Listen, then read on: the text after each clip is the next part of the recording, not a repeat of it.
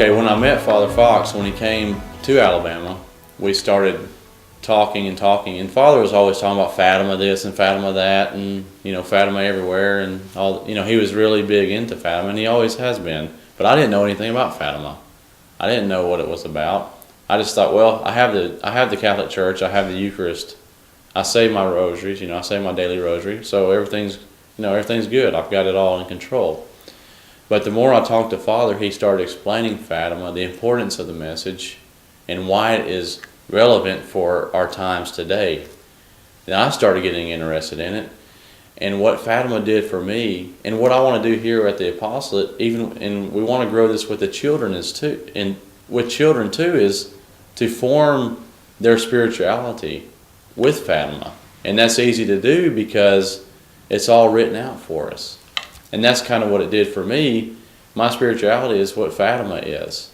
And that's saying the rosary, doing the first Saturdays when I can. I make a weekly consecration to the Blessed Mother.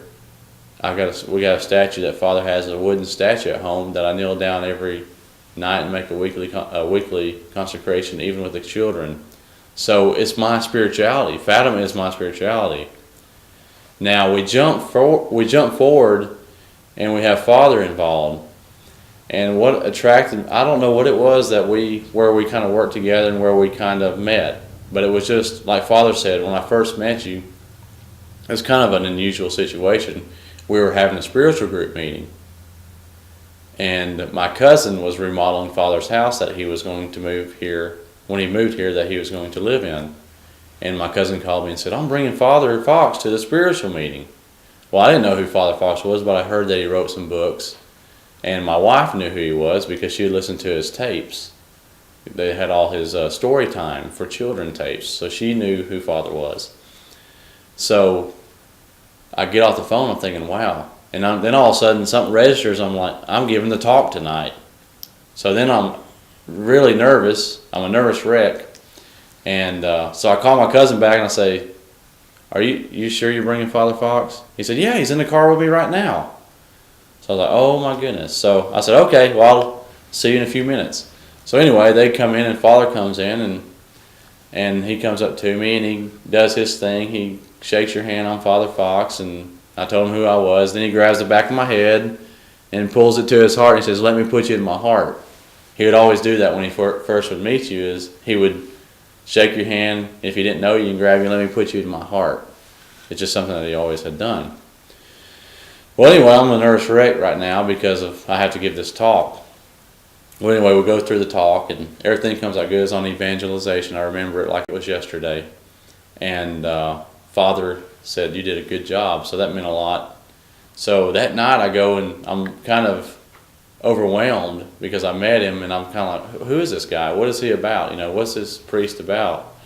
So I go online, I Google him, and I found this report that a organization had done. It's the top 100 top 100 Catholics of the 20th century, and Father Fox was number 54 on the list. And when I told him about it, he said, yeah, I remember that list. So I shared everything, and he says, so that was his ongoing line. He used to tell people when we would be together and we'd meet. He said, yeah, John even had to Google me on internet to see what I was about, make sure I was good. So we'd laugh about that often. But Father, about 2 or 3 days before he passed away, he said to me, that day I felt a strong bond with you. He said, I never told you that, but on that day when I first met you, I felt a strong bond. And then he told me, he says, you're my best friend. And so, of course, that meant a lot to me, to be in somebody's life, of somebody that has done so much for the church and for Fatima and for the message and spreading it. And to let me be a part of it, is a blessing.